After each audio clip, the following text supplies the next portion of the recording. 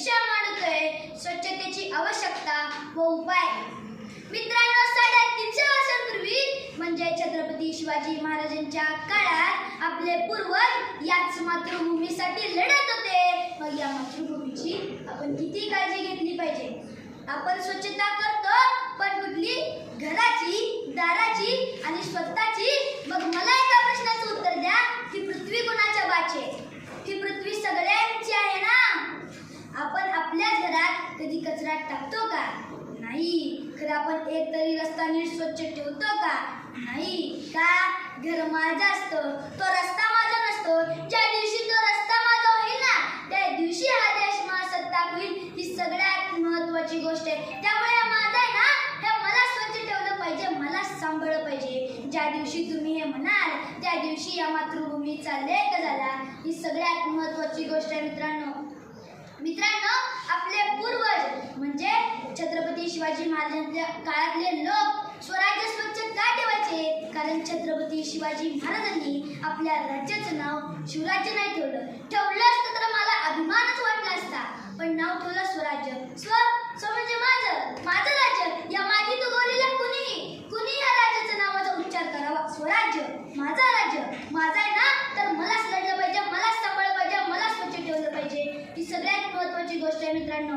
आत्ताची पोरं कुरकुरी खातात आणि त्याला रस्त्यावर फेकतात, ही खरी वस्तुस्थिती आहे। मित्रांनो, आधीच्या लोकांना प्रदूषण म्हणजे काय हे माहीत नव्हतं, तरी तेव्हा लोक प्रदूषणानं मरत नव्हती। आणि आता आपल्याला प्रदूषण म्हणजे काय, प्रदूषणावर कोणते परिणाम होतात, त्याचा उपाय काय, सगळं माहीत असून पण आता लोक प्रदूषणानं मरायला लागले। मित्रांनो, छत्रपती शिवाजी महाराजांनंतर संत गाडगे महाराजांनी पण आपल्या भारताला स्वच्छ व सुंदर करण्याचा प्रयत्न केला। संत गाडगे महाराज एकदा एका गावात गेले, तेथील सर्व माणसं अस्वच्छ राहत होती। 3 महिने झाले, ती माणसात काही बदलच होईना। मग 2 कार्यकर्ते महाराजांकडे आले आणि म्हणाले, बाबा, आपण यांना किती सांगतो, खरं यांनी ऐकतच नाहीत। तेव्हा संत गाडगे महाराज म्हणाले, आता ऐकत नाहीत, खरं नंतर ऐकतील। काही दिवस गेले, तेथील लोक आता स्वच्छ राहू लागली। मग संत गाडगे महाराज त्यांच्याकडे पुन्हा कधी अस्वच्छ न राहण्याचे वचन घेऊन स्वच्छतेचे महत्त्व सांगण्यासाठी दुसऱ्या गावात निघून गेले। मित्रांनो, स्वच्छता ही आपल्या आयुष्यात खूप महत्त्वपूर्ण आहे। एक माणूस होता, तो खूप देवधर्म करायचा। एक वेळ देव त्याला प्रसन्न झाला आणि म्हणाला, तुला काय पाहिजे ते माग, लगेच देतो। तेव्हा तो माणूस म्हणाला, मला माझ्या राज्याला बदलायचं आहे। देव काही न बोलता जातो, काही वेळानंतर पुन्हा येतो आणि विचारतो, तुला काय पाहिजे ते माग, लगेच देतो। तेव्हा तो माणूस म्हणतो, मला माझ्या जिल्ह्याला बदलायचं आहे। देव काही न बोलता जातो, काही वेळानंतर पुन्हा येतो आणि विचारतो, तुला काय पाहिजे ते माग, लगेच देतो। तेव्हा तो म्हणतो, मला माझ्या गावाला बदलायचं आहे। देव काही न बोलता जातो, काही वेळानंतर पुन्हा येतो आणि म्हणतो, तुला काय पाहिजे ते माग, लगेच देतो। तेव्हा तो माणूस म्हणतो, मला माझ्या स्वतःला बदलायचं आहे। देव म्हणला, अरे वेडे, तू मगाशीच म्हणला असतास मला माझ्या स्वतःला बदलायचं आहे, तर आतापर्यंत तू गावाला, जिल्ह्याला, राज्याला बदलून बसला असतास। मित्रांनो, स्वच्छतेच्या माध्यमातून गावाची घाण व अस्वच्छता साफ करत संत गाडगे महाराज गावोगावी फिरत होते। संत गाडगे महाराज गावाची स्वच्छता करण्यासाठी पहाटे 4ला उठायचे।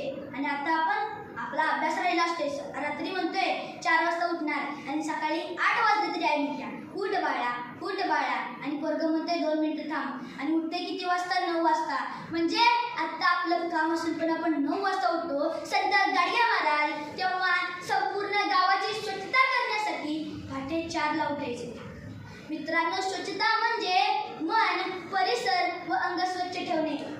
मित्रांनो, माझा एकदा मित्र अमेरिकेत गेला होता, तो मला फोटो पाठवत होता।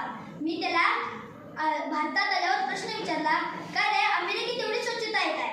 तेव्हा तो मला म्हणाला, कुणाल, आपण रोज सकाळी कुत्रं फिरवायला जातो, ते कुत्रं रस्ता घाण करत जातं, तर तू अमेरिकेत जाऊन बघ, प्रत्येक कुत्र्याच्या मालकाच्या हातात एक सावूत आणि सुपली असते। का? त्या कुत्र्यानं जर रस्ता घाण केला तर ते भरून काढायचं, जर नाही काढलं तर 50,000 रुपयांचा दंड असतो। मित्रांनो, मला माहिती आहे आपला भारत देश 147 करोड लोकसंख्येचा आहे, लोकसंख्येत टॉपला आहे, खरं स्वच्छतेत का नाही? स्वच्छतेत एस्टोनिया बघा किती तुम्हाला एक तरी घाण दिसणार नाही, कुठला माणूस रस्त्यावर कचरा टाकताना दिसणार नाही, कुठला कुत्रा रस्ता घाण करताना दिसणार नाही. ही सगळ्यात महत्त्वाची गोष्ट आहे मित्रांनो. स्वच्छतेचे जनक संत गाडगे महाराज हे आपल्या दरवर्षी पंढरपूरला जायचे आणि त्यांचे शिष्य पण त्यांच्या सोबत असायचा. मग त्यांच्या शिष्याने एकदा त्यांना प्रश्न विचारला की महाराज पण दरवेळी पंढरपूरला जातो, खरं आपण मंदिरातच जात नाही. त्यावेळी संत गाडगे महाराज म्हणाले, काय ठेवलं रे तुझे ते मंदिर? तेव्हा शिष्य म्हणाला, असं काय करताय महाराज, हाय की विठोबा आहे की, हाय ना, काय करतोय ते हात? तेव्हा तो शिष्य म्हणाला, कमरेवर हात ठेवून छान उभा आहे. मग संत गाडगे महाराज म्हणाले की उभा आहे काय, बोलो की त्याला बाहेर. मग तेव्हा ते शिष्य म्हणाला, तो कसा येणार बाहेर, त्याला बोलो बाहेर, आणा बघ तुझ्या भक्तांनी किती कचरा केलाय आणि त्याला जे सावत आणि जे सुपली कर स्वच्छ. म्हणजे मित्रांनो संत गाडगे महाराज पंढरपूरला जायचे, खरं मंदिरात जायचे नाही, कारण संत गाडगे महाराज संपूर्ण पंढरपूरचं जे देऊळ आहे ते संपूर्ण स्वच्छ करायचे. ती जबाबदारी आता आपली आहे मित्रांनो. आता भारतात डेंग्यू, मलेरिया यांसारखे रोग पसरत आहेत. या रोगांना पूर्णविराम देण्यासाठी आपल्या आयुष्यात ही स्वच्छता ही खूप महत्त्वाची आहे.